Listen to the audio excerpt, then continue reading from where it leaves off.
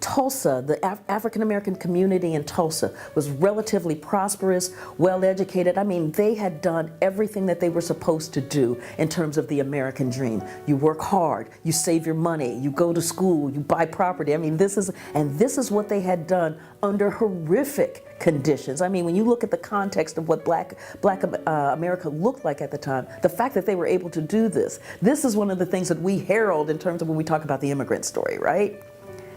But instead, this created such seething resentment in Tulsa that you had Black doctors, Black attorneys, Black businessmen. I mean, in fact, this area of Tulsa was known as Black Wall Street, to give you some sense of how much it held in terms of value, in terms of esteem, in terms of worth.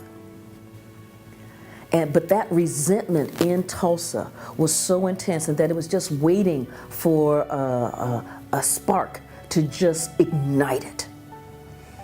That spark was a Black messenger was delivering a message. You know, they had messengers back in the day, was delivering a message downtown.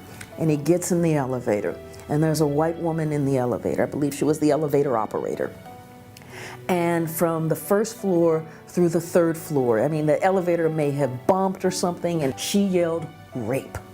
Now, to understand what the charge of rape means when a white woman yells rape against a Black man in this period, because part of understanding the violence that African Americans faced was to deal with the issue of what was called the sanctity of white womanhood. And that sanctity of white womanhood said that all white women had to be protected from Black beast, so-called Black beast. And when she yelled rape, now the charge was absolutely improbable, but it was the spark. They couldn't wait because he was the son of a prominent Black businessman.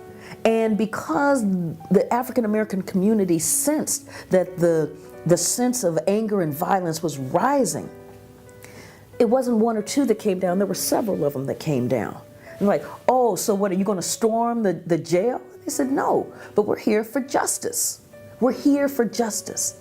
And then the lynch mob began to form in Tulsa. It was like, oh, these are some uppity Negroes who need to be put back in their place. And the violence began. I said to my mother, how can it be hailing when the sun is shining? There was, I heard this noise hitting the house going blip, blip, blip, blip, blip. And she said, oh, here, I'll show you what's going on. And she took me to the front window and had me peer through the blinds. And she said, that's a machine gun up there. And your country, you see the American flag on it, your country is shooting at you. It's not hailing. And this was a great surprise to me. You see, I was just 6 years old. Never occurred to me my country, 'tis of thee, would shoot at me.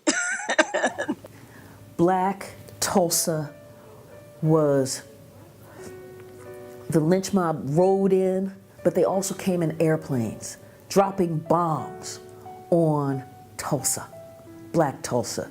There are descriptions and depictions of African Americans being decapitated, being forced to kneel down and just having their heads severed. There are just the pictures of the strafings, of the bombings, of the shootings. Nobody's quite sure what the death toll is. But when you look at the pictures, what you see is an area that had once been thriving.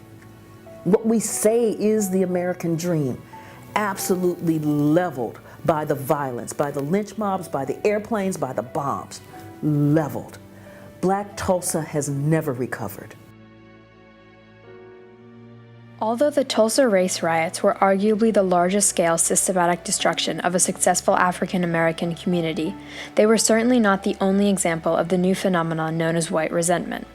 As African Americans developed their own cultural identity through the Harlem Renaissance, and as they began to take advantage of the slim opportunities they had been given, white America felt unable to deal with this new competition. Murders of African Americans were common, especially in the Deep South, where lynch mobs often slaughtered people on flimsy, non-existent evidence.